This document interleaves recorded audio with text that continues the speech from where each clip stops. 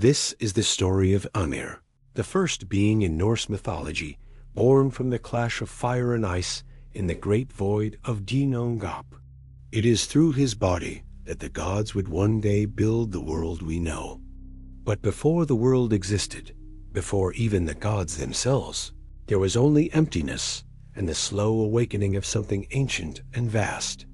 If you enjoy drifting into deep sleep through the timeless tales of Norse mythology, don't forget to follow this channel and let these stories carry you gently into the night.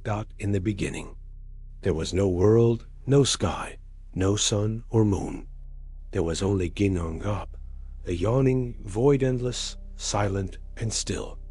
This gap stretched beyond all understanding, without direction or boundary. It was not darkness, for even darkness requires contrast. It was nothing, and yet it held the seed of everything to come. On one side of the void was Niflheim, a realm of ice, cold winds, and frozen rivers. It was ancient, a land of mist and frost, where venomous streams known as the Oliviger flowed outward into the void, carrying with them a biting cold that crystallized into hard rime. On the other side was Muspelheim, a land of fire and unrelenting heat. There, flames danced wildly, and the air shimmered with intense light. It was ruled by chaos, its fires untamed and eternal. These two realms, ice and fire, began to drift toward each other. As the ice of Niflheim crept into the void and the fires of Muspelheim reached outward, they finally met in the center of Ginnungagap. And when frost met flame, the ice began to melt. From that melting frost, the first drop fell, then another. Steam rose, swirling into the airless void. And in that moment of elemental collision, life began. Ymir was the first to emerge, a colossal frost giant. Not born in the way living things are now, but formed from melting ice and poisonous venom made fertile by fire. He was massive, his body shaped by extremes, his presence overwhelming. His flesh steamed with inner heat, while his skin shimmered with cold. He did not speak, for there were no words yet. He did not think, for thought had no shape in the void. But he was alive, and in that state of being, the cosmos had changed forever. Ymir wandered the emptiness alone, his breath freezing the air around him. From his body came life not by choice, but by consequence. As he slept, his armpits began to sweat, and from that sweat, two beings were born, a male and a female. From the union of his legs, another being was created. These were the first of the Ginnungagap, the frost giants, immense, wild, and ancient. They spread slowly through the empty space, filling the void with movement and form for the first time. They were not yet hostile, not yet enemies to gods, but creatures of the same blood as their forefather, born from the strange chemistry of Ginnungagap. Yet Ymir was not the only being born in that moment of transformation. From another part of the melting ice came Hojumbla, a cosmic cow. She was unlike any animal that would later walk the earth. She glowed with a sacred light and provided 4 rivers of milk, which nourished Ymir and sustained his immense body. She asked for nothing, needed no shelter, and wandered nowhere. Her only act was to lick the salty rime that covered the blocks of ice around her. And with every stroke of her tongue, something more began to emerge. On the first day, she uncovered a strand of hair. On the second, a face began to take shape. And on the third day, a full man stood free from the ice-tall, powerful, radiant. This was Bori, the first of the gods, though there was no one yet to call him so. He stood apart from Ymir, his body not shaped by chaos, but by balance. Bori fathered a son named Bor, who in turn married Bestla, a descendant of the frost giants. From their union came 3 sons, Odin, Vili, and Ve. These brothers were not like the Ginnungagap. They were thoughtful, strategic, aware of the shape of things and their possibilities. They did not wish to wander the void like the giants. They wanted to build, to define, to bring purpose where there was only endless drift. Ymir, for all his size and strength, had no such vision. He dreamed in silence while the frost giants multiplied, and the void became crowded with ancient beings. They were without structure, without law, each a force of nature more than a person. The three brothers saw what this would lead to a world that could never be more than chaos. And they decided it must end. Ymir had to die. It was not a decision made lightly. He was the first life, the foundation of all that existed. But his continued presence meant a future of disorder, a cosmos without shape or reason. Odin and his brothers, seeing no other path, rose against Ymir while he slept. Together, they struck him down in a battle that is not described in words, but in aftermath. Ymir bled, and his blood flowed like rivers, drowning many of the frost giants he had fathered. His massive body fell, crashing through the void, and his death was not merely the end of a being, it was the raw material of a new reality. From Ymir's flesh, they formed the land. His bones became mountains, his blood the seas. His teeth and jawbones were used to shape rocks and cliffs. His skull was lifted high above, held by four dwarves at each corner of the sky north, south, east, and west. Sparks from Muspelheim were placed into the skull's dome to become the stars. His brains were scattered and became the clouds, and his eyebrows were used to create a barrier, a protective wall that encircled the world of humans Midgard. But the story does not end there. Ymir's descendants, those frost giants who survived the great flood of his blood, retreated to the far edges of creation. They watched, they remembered, and they waited. The gods had claimed the center of the cosmos, but the past had not been erased. It had merely been pushed aside. Odin and his brothers now stood in a world of their own making, shaped by sacrifice, colored by vision. But they knew that what had been created in violence must be maintained in vigilance. Ymir, though dead, had left behind a legacy of untamed power. The balance between order and chaos was fragile, and the war that began in the void was not over. It had only just begun. Odin and his brothers stood in the middle of what used to be Ginnungagap, now transformed into a world made from the flesh of a giant. Ymir was gone, and in his place stood the beginnings of order, a world where the sky curved above, the land stretched beneath, and the seas rolled between. But it was empty. There were no trees, no animals, no humans, no sounds other than the whisper of wind and the gentle churn of waves. The three brothers, born from a lineage separate from the frost giants, had not simply wanted to kill Ymir. They had wanted to reshape the void into something that could grow. They had imagined not just a battlefield, but a home. And now, with Ymir's death, they had a canvas dot from the sparks taken from the fiery realm of Muspelheim. They placed the stars into the sky.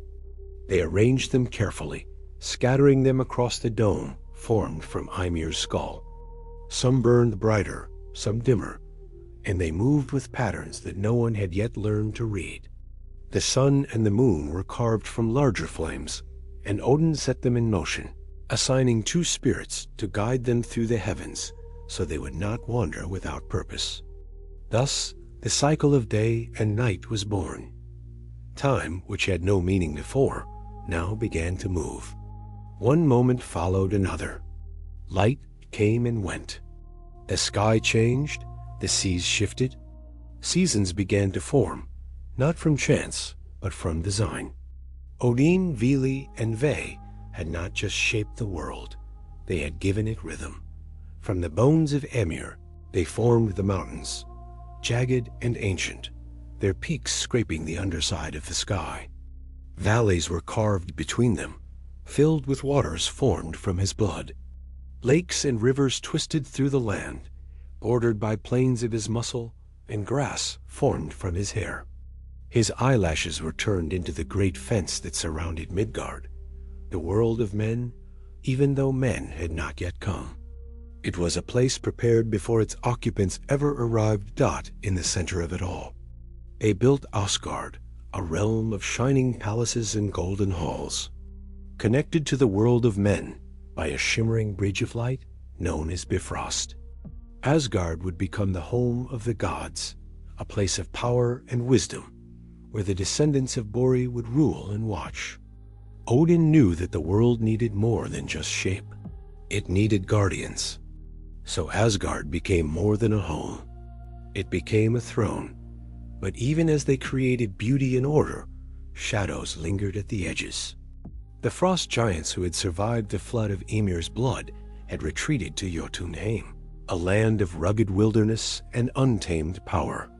They watched the gods from afar, remembering the death of their forefather and the theft of his body.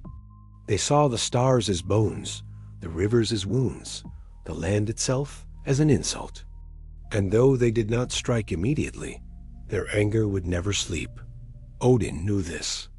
He was wise beyond his years, though even he could not see all ends. He had glimpsed the price of creation.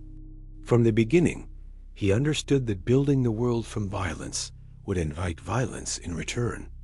There was no true peace, only balance. And even balance was temporary. The gods, still few in number, turned their attention to the life that now stirred. From the deep forests and quiet lakes, creatures began to emerge. The world had not yet seen man, but it was not lifeless. Odin walked through these newborn lands and saw the animals, deer leaping through the grass, wolves prowling the rocks, birds rising into the sky. The world was learning to breathe on its own, but something was missing. There were no beings to reflect, to wonder, to create as the gods had created. Odin longed for companions not only in power, but in thought, creatures who would look at the stars and ask why they shone, who would feel the wind and give it a name. The gods could shape the world, but they could not fill it with meaning alone. That meaning had to come from those who could choose to see. One day, while walking along the edge of a quiet shore, Odin and his brothers found two trees growing side by side, one ash, one elm. The trees were not special in appearance. They had not glowed or spoken, but something about their posture, their place in the world, felt like a question waiting for an answer. Odin placed his hand on the ash tree and felt potential. Vili gave it spirit. Ve gifted it the senses. And from these gifts, the first humans were born. The man was named Ask, and the woman, Embla. They blinked into a world that had not expected them, but had been waiting just the same. They stood upright, unlike animals. They spoke words, unlike birds. They wondered, unlike any other creature. The gods watched in silence as the humans took their first steps, breathed their first breaths, and turned their faces toward the sky. Odin loved them instantly, not as a father, but as a creator watching his idea take form. He saw in them the spark that might outlast even the gods. For gods were powerful, yes, but not curious in the same way. Humans would build stories, write songs, make mistakes, and still continue. They would fear the dark but light fires. They would face winter and still plant seeds to protect them. The gods built Midgard as a fortress, surrounded by the vastness of the sea. But beyond that sea were threats they could not name. The frost giants remained in the cold reaches of the world, brooding in silence. Creatures from the chaos still slithered in the shadows. The world was beautiful, but it was not safe. And so Odin began to prepare, not for peace, but for resilience. He created the runes, symbols of knowledge and power, though their secrets had not yet been learned. He looked beyond the present, seeking ways to understand fate, to bend time, to protect what had been made. But to gain such wisdom, a price would need to be paid. Not now, not yet, but soon. For now, the world breathed. The gods had a home. Humans walked the land. The sky turned. The seasons shifted, and Ymir's body, once chaotic and unshaped, now held forests, rivers, mountains, and dreams. But the memory of his fall still echoed, especially in the minds of those who had lost him. The giants, patient and ancient, did not forget. They would wait, and one day they would challenge what had been built, not because they hated life, but because they could not accept a world built on the death of their father. And when that day came, the balance would tip again. Odin sat beneath the stars one evening, looking up at the sky he and his brothers had filled with fire. He listened to the wind and thought of what was to come. He knew that even in creation, there is always an ending waiting. But until then, the world would spin, the humans would live, and the gods would watch. The world was now formed. Its land spread across the bones of a fallen giant, and the sky arched high above, forged from the very dome of his skull. Stars glowed in the void, suspended like embers in the breath of the gods. Time moved with purpose. The gods had built a realm they could shape and watch, but the story of Ymir had not ended with his death. It lingered in the very stones, in the rivers that still remembered the heat of his blood. The frost giants, his children, had not perished entirely. Those who survived the flood fled into distant corners of the world, carving out their own realm, far from the reach of the gods. This place became known as Jotunheim, a land of frost, shadow, and isolation. It was a world without sunlight, shaped by raw and ancient power. The giants, though diminished, had not forgotten. They carried within them a memory older than creation, a grief and rage that sat deep in their hearts. They remembered a time before order, when chaos was their natural state, and no god stood above them. In contrast, Asgard began to grow. Odin, now recognized as the Allfather, led with a vision that stretched far beyond his lifetime. He was not content with simply ruling. He sought to understand the world's secrets, to foresee its dangers, and to protect what had been built. He wandered through the lands of Midgard and beyond, observing the rise of forests, the flow of rivers, the shifting of the skies. Each element seemed to hum with quiet power, echoing the sacrifice from which it had been formed.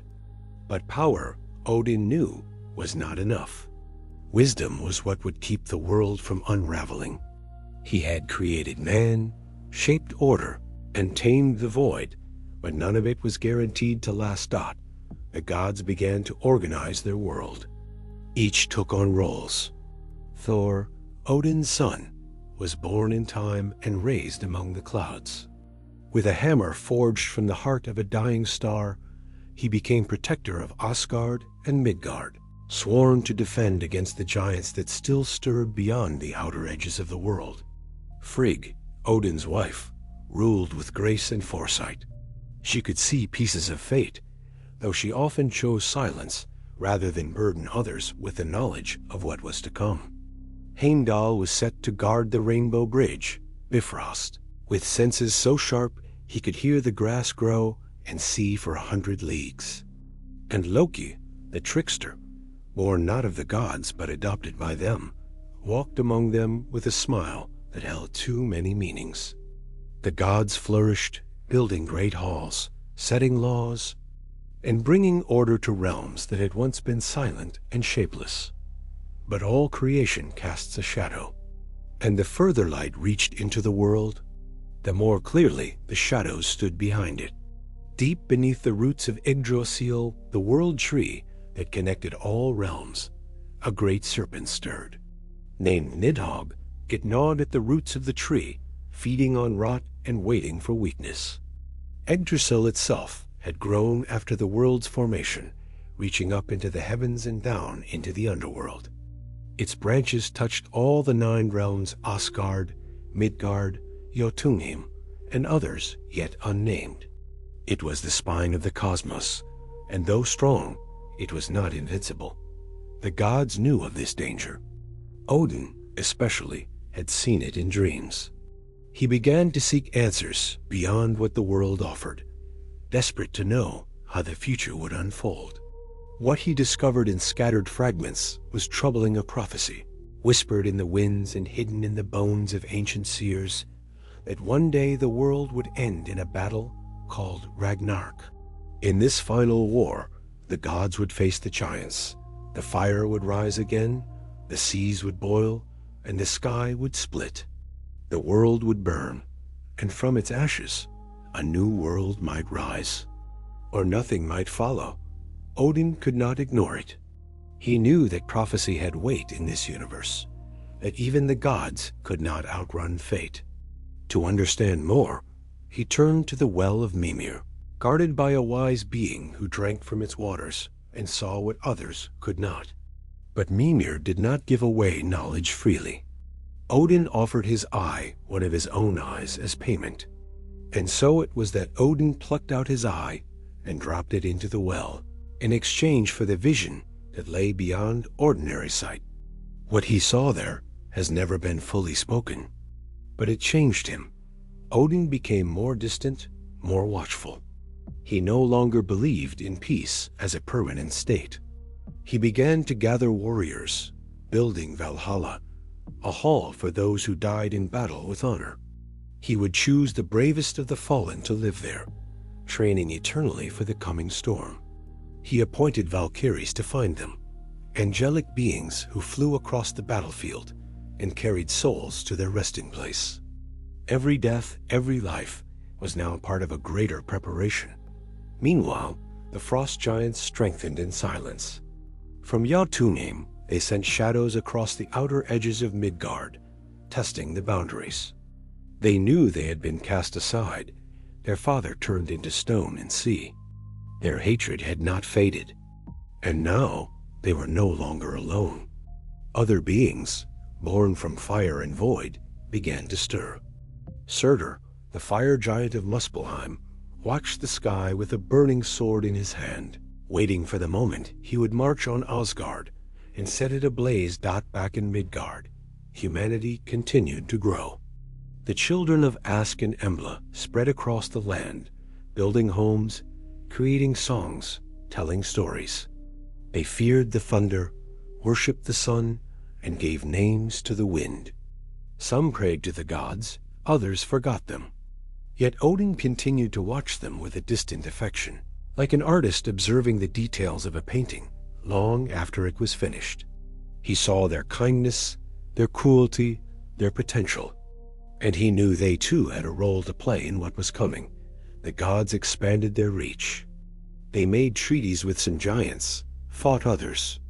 They explored realms, encountered dwarves, strange and clever beings who lived deep within the earth, shaping tools and weapons from metals no man had ever touched. From them came treasures like Mjolnir, Thor's hammer, and Gungnir, Odin's spear, both crafted with precision and power. These tools were more than weapons. They were symbols of control, of fate, of divine right. Yet even with all this, the gods could not stop the passage of time. The prophecy still lingered. The serpent still gnawed. The balance between order and chaos had been set the moment Ymir was slain, and it could never be fully undone. Odin, wise though he was, understood this deeply. The world was not a perfect victory. It was a fragile peace, built on the bones of a fallen giant, surrounded by enemies, haunted by prophecy, and destined to change. And so the gods did not rest. They celebrated. They planned. They loved and argued. They lived, knowing that one day the sky would break, the tree would tremble, and fire would fall. But until that day, the world would spin, and the story, still unfinished, would continue to unfold.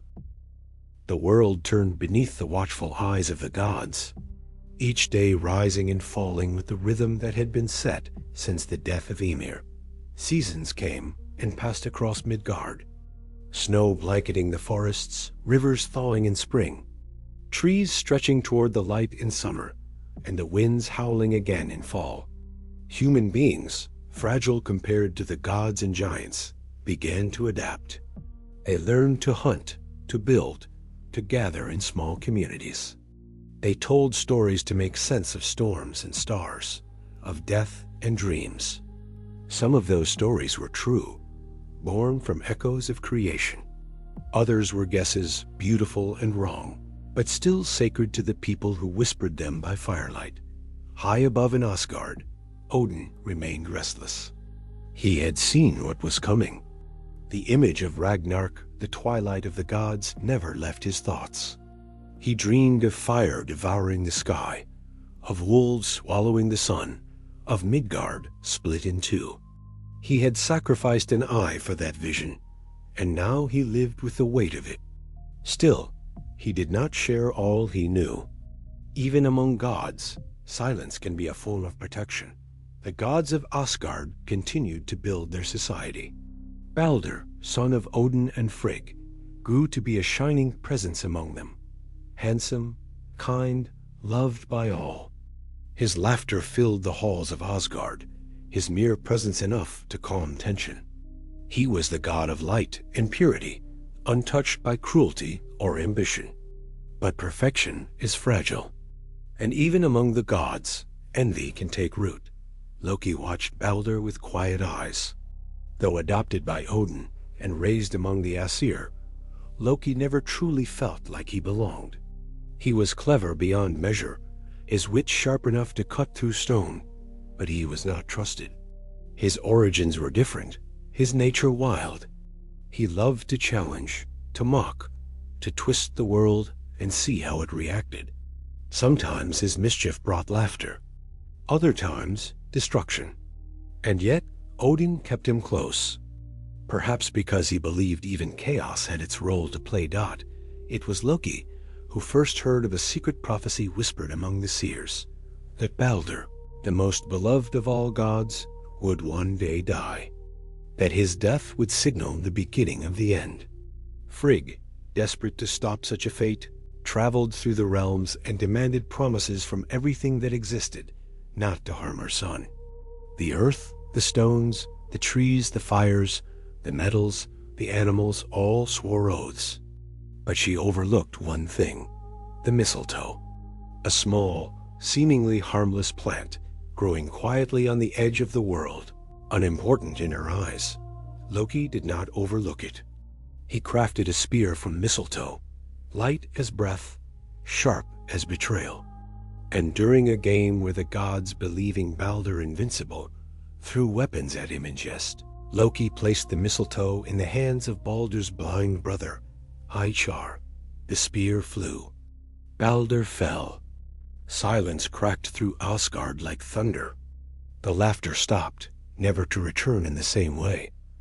The death of Balder was a wound the gods could not heal. Frigg wept. Odin walked the halls in silence. Thor's rage could not reach the one who had done it, for Loki had disappeared into the shadows. But the damage had been done. Something had shifted. The balance between light and darkness was broken. The gods sent messengers to Hel, the underworld ruled by Loki's daughter, asking for Balder's return.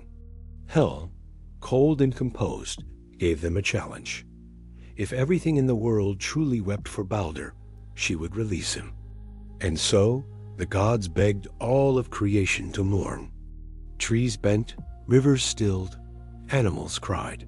But one voice refused, a giantess hiding at the edge of the world, who whispered that not all things weep for the son of Odin. Some believe that giantess was Loki in disguise. Balder remained in the underworld, and the countdown to Ragnarök had begun. Odin, sensing the unraveling, sought deeper wisdom. He returned to Yggdrasil, the great world tree, whose branches stretched across the 9 realms and whose roots reached into the deepest secrets of the cosmos. There he hung himself, not in despair, but as sacrifice. For 9 days and 9 nights, he refused food and water, pierced by his own spear, dangling between life and death. At the end of that suffering, the runes revealed themselves to him, symbols of hidden knowledge, of fate, of power drawn from the very fabric of the universe. Armed with these runes, Odin became more than a king. He became a keeper of secrets. Yet even secrets could not prevent destiny. The pieces were moving slowly across the great board of time. Elsewhere, the great wolf Fenrir, another of Loki's children, grew too large, too dangerous. The gods, wary of his strength, tricked him. They bound him with chains, but he broke them all. So they crafted a magical ribbon, Gleipnir, made from impossible things. The sound of a cat's footsteps, the beard of a woman, the roots of a mountain, the breath of a fish, the spittle of a bird. Gleipnir was soft and thin, but strong beyond measure. The gods brought Fenrir to a remote island, asking him to test the ribbon as a game. Fenrir, suspicious, agreed only if one of them placed a hand in his mouth as a sign of trust. Only Tyr, the god of war and honor, stepped forward. As the ribbon tightened and Fenrir found he could not escape, he bit down. Tyr lost his hand. The gods walked away with heavy hearts, having bound one danger but created another. Jormungandr, the world serpent, another of Loki's children, had been cast into the sea. There he grew, circling Midgard until he could wrap around it entirely and bite his own tail. His hatred for Thor was legend, their final battle foretold in every whisper of coming doom. The realms were now filled with tension. The gods in Asgard, the giants in Jotunheim, the dead in Hel, the creatures beneath the sea, and deep in the roots of the tree, all waited. Some knew what was coming. Others felt it in the wind, in the way the sun sometimes lingered too long or vanished quickly, in the silence after thunder, in the way fire no longer warmed quite the same, and yet life continued. Humans built cities. Gods held feasts. The world spun. But just beneath the surface, everything trembled. Not loudly, not yet, but enough that Odin, sitting alone beneath the stars he had once placed in the sky, began to wonder not if Ragnarök would come, but whether it had already begun. Years passed, though years meant little to gods and giants. The seasons cycled endlessly, and humans, unaware of the ancient tension unfolding above and below them, continued their slow, determined climb through civilization. They hunted less and planted more. They built not only homes but temples. They looked toward the skies and named the stars. Some of them still whispered the old names Odin, Thor, Freya, but many forgot. And even forgetting, they lived within the walls the gods had built for them. Midgard thrived quietly. While Asgard waited on a knife's edge. In Asgard, things were no longer as they had been. Since the death of Balder, an unease had settled over the shining halls. The gods still laughed, but never quite as freely. Feasts were still held, but the toasts grew shorter, the glances darker. Odin spent longer hours in his chamber, his remaining eye looking not at the world, but threw it into the strands of fate that only he could see. Frigg no longer sang as she once had. Thor sharpened his hammer more often than he used it. Heimdall stood at the Bifrost with his hand never far from his sword. There was no declared war, but no one believed peace would last. In the realm of Jotunheim, the frost giants stirred. They had watched for ages, patient and slow, like ice forming on still water. Their resentment had fermented into purpose. Led by powerful Ginnungagap, who remembered Ymir's fall like it was yesterday, they began forging weapons, uniting clans that had long warred with each other. They spoke not of revenge, but of restoration. To them, the gods were thieves, murderers, who carved the world from the body of their ancestor and called it divine. And now, the descendants of that corpse ruled the cosmos as if they had the right. Meanwhile, deep in the volcanic heart of Muspelheim, Surtur awakened. He had waited longer than any of them, longer even than Odin had ruled.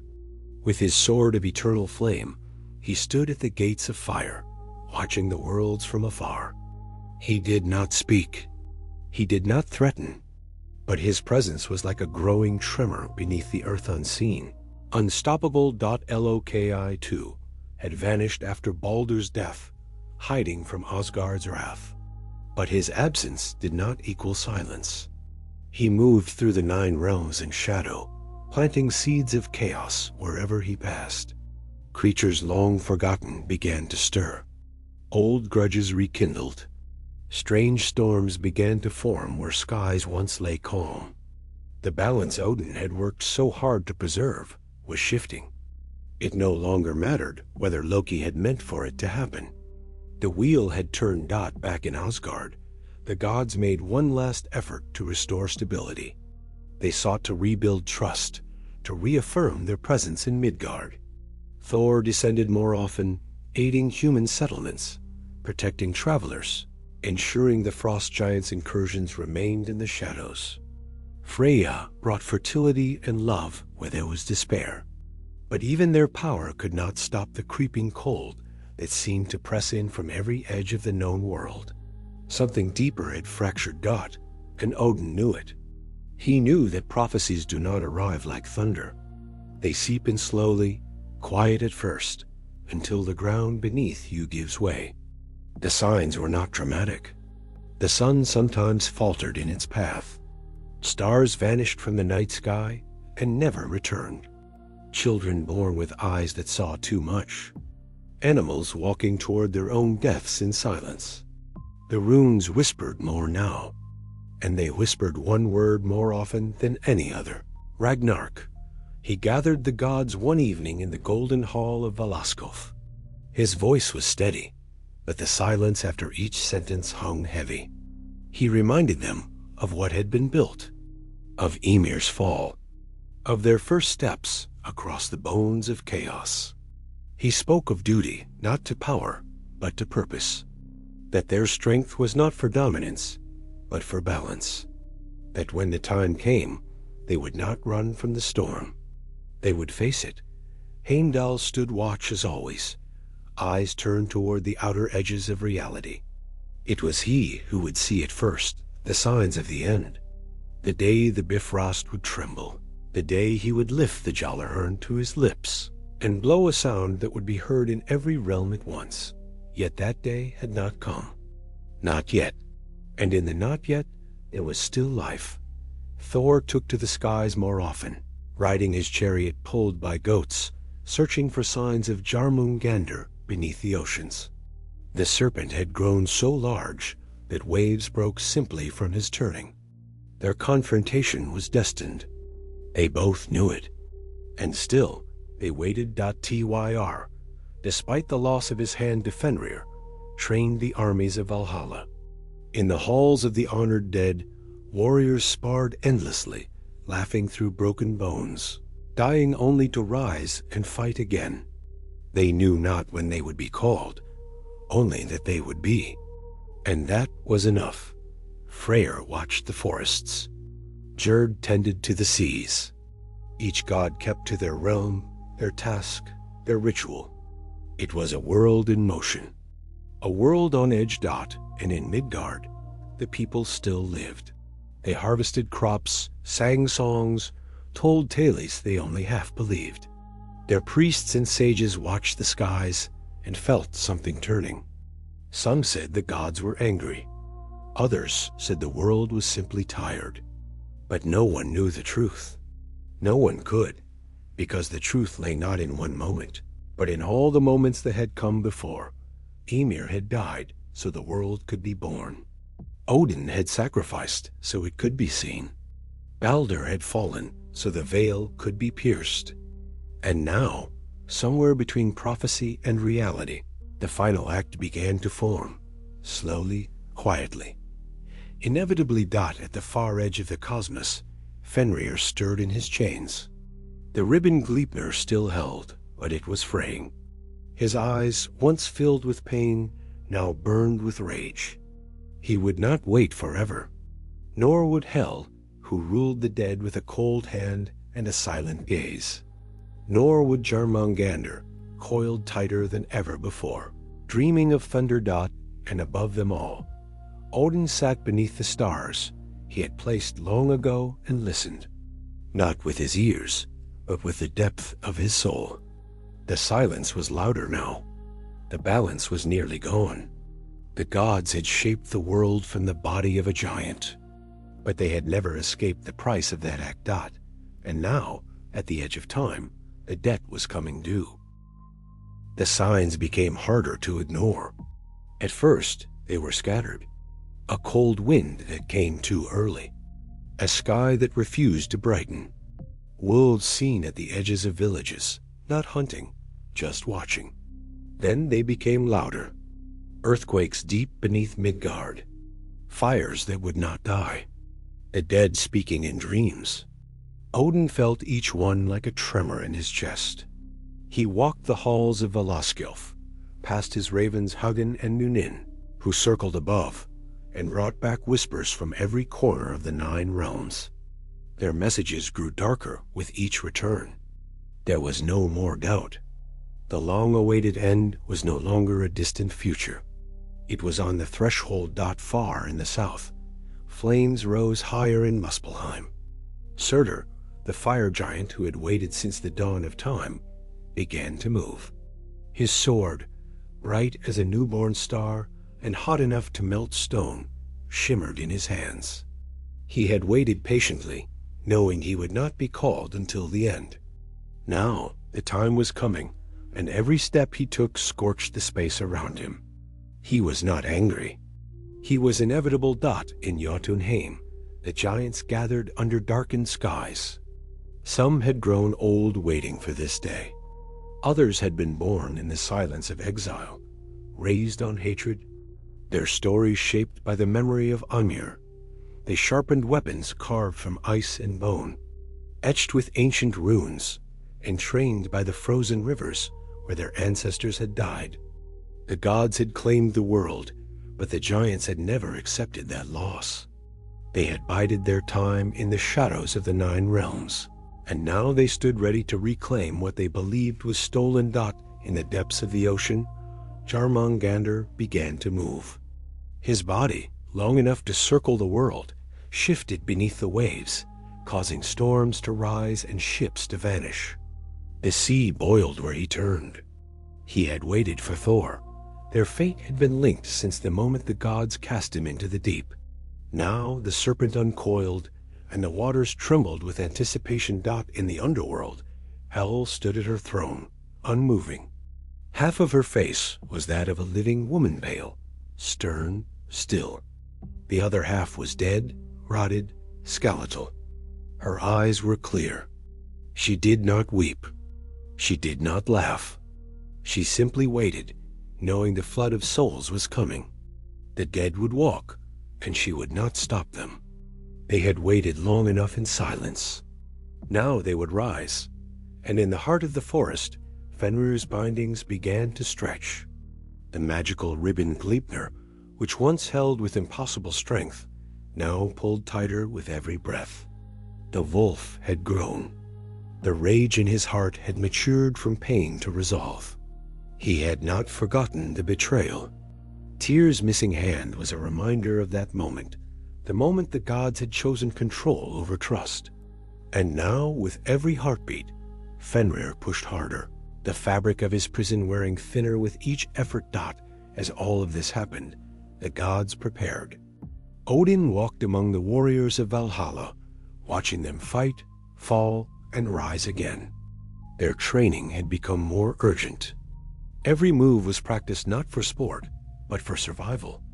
The Valkyries flew lower, their wings catching the wind like blades, scanning the fields of Midgard for those who would soon join the final army. The gods gathered their weapons. Shields were mended. Runes were carved anew. Thor stood at the edge of the sea, watching the horizon, knowing Jormungandr would rise. His hammer, Mjolnir, rested in his hand, not as a tool of thunder now, but as a promise. He had fought monsters. He had crushed mountains. But this would be different. This would be destiny. Frigg looked to the skies each morning and asked the winds if her son Balder would return. She still hoped. Some said that when all things ended, Balder would walk again in a new world. But for now, The pain in her chest had never left. She kept it quiet, wrapped in grace, but the ache was constant. Loki reappeared. He did not hide anymore. He stood in the open, smiling, his eyes reflecting too many thoughts at once. He had become something beyond mischief. He was chaos refined. The gods had once called him brother, then traitor, and now they did not know what to call him. He had caused the wound that started it all. And yet, here he was, walking freely through the realms, gathering forces, whispering promises, leading monsters born of fire and memory. He would stand against the gods, not as a prankster, but as a reckoning. Heimdall heard it first, the faint vibration in the air, like the inhale before a storm. He turned to the Bifrost, hand on the Jallarhorn, and waited. He knew that the moment he sounded it, the world would change forever. There would be no return. The 9 realms would shudder as one. But he did not blow it yet. Not yet. There was still breath left in the old world. Odin climbed to the highest peak of Asgard and looked out. His spear, Gungnir, rested at his side. Ravens circled above. Wolves waited near his feet. He could see beyond the clouds, beyond the stars, into the edge of time itself. He had created this world not with certainty, but with will. He had given it shape, given it story. And he had always known that every beginning writes its own ending. But he did not despair. He stood firm, not as a god who feared death, but as one who understood it. Ymir had died so something new could be born. Perhaps the gods, too, would fall for the same reason. Perhaps the world must be broken again to be renewed. He did not know what lay beyond Ragnarök. No one did. But he would face it in the quiet before the storm, and 9 realms held their breath. Children in Midgard played beneath trees that would soon burn. The winds in Jotunheim shifted. The flames in Muspelheim surged. The underworld stirred. The ocean coiled. And in the heart of Asgard, every god listened, and then the silence cracked. The Jallarhorn sounded.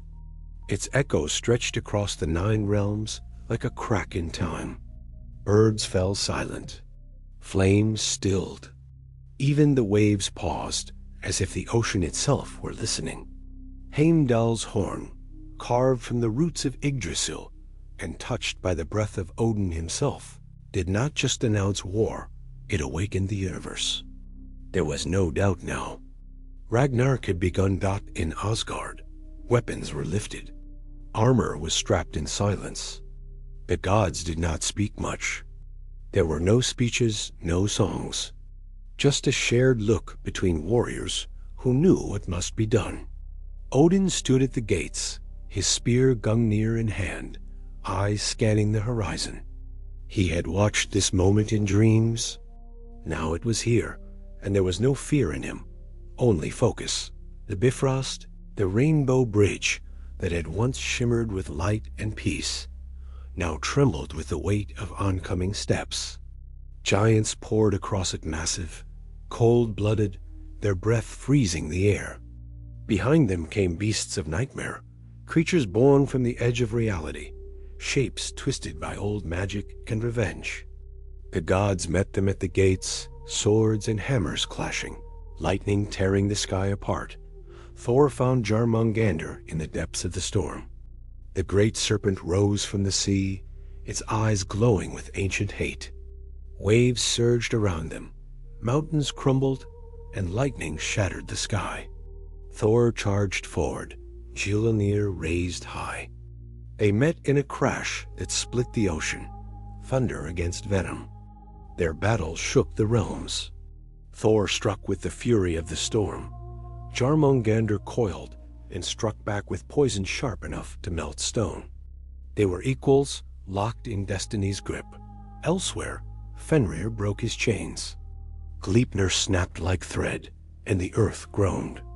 The great wolf howled, a sound that reached from the underworld to the peak of Asgard.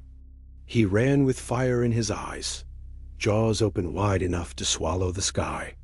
He sought Odin, not just as a beast of vengeance, but as the embodiment of the price unpaid. Odin rode to meet him, not as a king on a throne, but as a warrior in his final hour. The clash was swift and brutal. Fenrir leapt. Odin drove his spear, but the wolf was faster. His jaws closed around the Allfather and crushed him. Silence followed. Then rage. Vidar, Odin's silent son, stepped forward. He wore a boot crafted at the beginning of time, made from all the discarded leather ever cut from shoes. With it, he stepped onto Fenrir's lower jaw, and with his bare hands forced the beast's mouth open. He drove his sword into the wolf's heart and ended the creature's rampage. One life avenged. But the cost remained. On another battlefield, Heimdall met Loki. They had been opposites since the beginning, watcher and wanderer, order and chaos. They fought without words. Each strike was a history undone. Each wound a secret exposed. In the end, both fell. Their bodies collapsed together, neither victorious. Balance held, but barely. Frey, the god of peace and prosperity, faced Surtur. He had given up his sword long ago for love, and now he stood unarmed before the fire giant. Surtur's blade burned brighter than the sun. Frey fought bravely, even without a weapon. But courage was not enough. Surtur's fire consumed him, and then turned toward the world. The sky darkened. The sun vanished. The stars fell like stones. Surtur walked through the ruins of the battle, his sword raised high. He touched it to the earth, and the world burned. Flames spread across Midgard, forests igniting, oceans boiling, mountains cracking. Yggdrasil shook, its branches breaking, its roots bleeding sap and fire. In the underworld, Hel released the dead. Not just soldiers, but all who had ever died, those forgotten, those lost, those betrayed. They marched with silent steps, not in anger, but as part of the final tide. The world was no longer divided by life and death. It was all one now, everything, crashing toward the same end. And yet, even as destruction reigned, something deeper stirred. In the heart of the chaos, moments of grace still sparked. A mother held her child beneath a burning tree. A warrior shielded a stranger with his last breath. A raven flew across the flames, carrying a memory of something worth saving. Because Ragnarök was not just an end.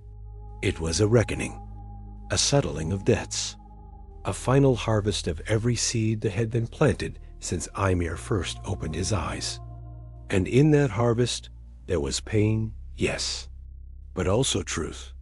The gods fell, one by one, brave, resolute, not perfect, but purposeful. Their fall did not erase their stories. It completed them. Thor slayed Jormungandr, but took only 9 steps before collapsing from the serpent's venom. Freya led the Valkyries into battle, her cloak soaked in ash. Tyr faced the hound Garm at the gates of hell and won, but did not walk away. The sky split. The earth shattered. The sea rose. And Surtur, flaming and silent, raised his sword one final time. Then light, then nothing. After the light came silence. Not the silence of peace, but the silence that follows when a world has nothing left to say. Ash fell like snow across the ruins of the 9 realms. The flames had burned out, the battles had ended, and the bodies of gods, giants, beasts, and men lay across a shattered earth. Nothing moved. The seas had swallowed coastlines. Forests were cinders. Mountains had cracked open.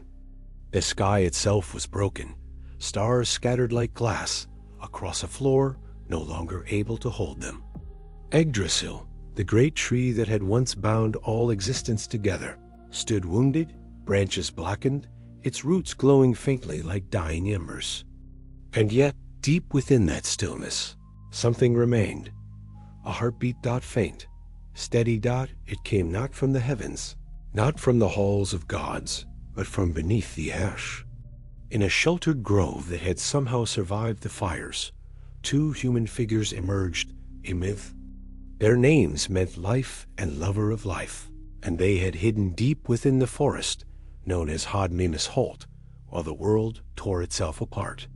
They had no weapons, no magic, no titles, just breath in their lungs and hope in their hearts. They were not warriors. They were survivors. And through them, humanity endured.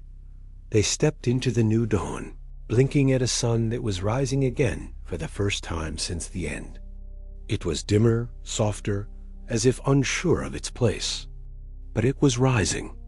The sky, cracked but healing, stretched over a world no longer crowded with gods and giants, but full of memory. The land was quiet. The rivers ran slower. But the world was still here. And that, in the face of everything, was enough. From their bloodlines, humanity would begin again not with grandeur, but with gratitude. They would rebuild with their hands, not their egos. The stories of Odin and Thor, of Loki and Fenrir, of Ymir and the giants would not be forgotten. They would be told around fires, carved into stones, woven into songs. But the new world would not belong to gods. It would belong to those who chose to live. And yet, even in this new beginning, the remnants of what came before lingered. Far beyond the horizon, Balder walked once more. He returned from hell, radiant and calm, the pain of his death cleansed by the fire of Ragnarök. Hr, his brother, walked beside him, no longer blinded by grief. They did not seek to rule. They sought only to bear witness. With them came Viwar and Valir, sons of gods who had survived the storm. They did not rebuild Asgard. Instead, they found peace in the quiet places, remembering what had been lost and protecting what had been saved. The ruins of Valhalla stood as stone monuments, hollow and windswept. The Bifrost, once vibrant, was gone, replaced by simpler paths that did not separate realms but connected hearts. Magic, once woven into the very breath of existence, now pulsed more gently, still present, but no longer loud. It was the world's way of healing. Slowly, naturally, Yggdrasil did not die. Though scarred, it endured. New leaves sprouted along its wounded branches. Tiny birds made nests where once great eagles had perched. Its roots, still deep in the forgotten soils of time, whispered not of power, but of patience. It was no longer a ladder between worlds. It had become a reminder that life, no matter how broken, can grow again. The memory of Ymir lingered. The world still carried the shape of his sacrifice.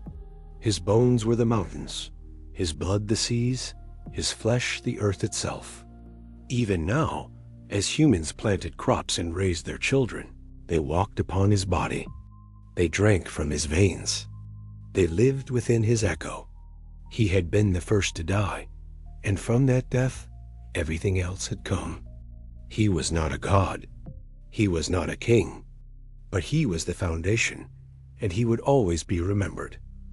Odin's name was spoken in reverence, not because he had ruled, but because he had watched, waited, and chosen to meet his end with eyes open.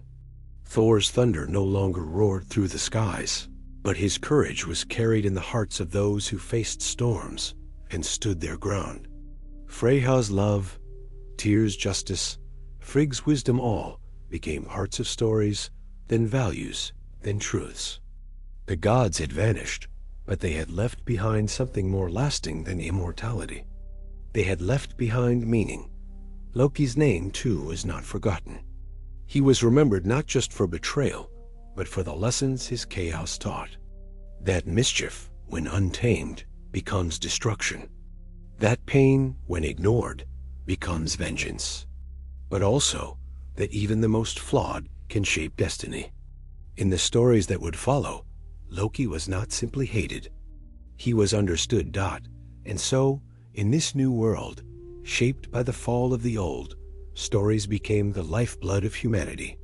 Parents told their children of the fire and ice, of the giant who gave his body so the world could be born, of the gods who fought not because they would win, but because they believed something was worth defending, of a time when everything ended, and from that ending, something gentle, honest, and real began. Seasons returned. Trees grew tall. Rivers found new paths. The sky learned how to hold stars again. And in the quiet, humanity remembered not just what had been lost, but what had been gained. A second chance. Lif and Lifthracer lived long lives. They saw the land heal.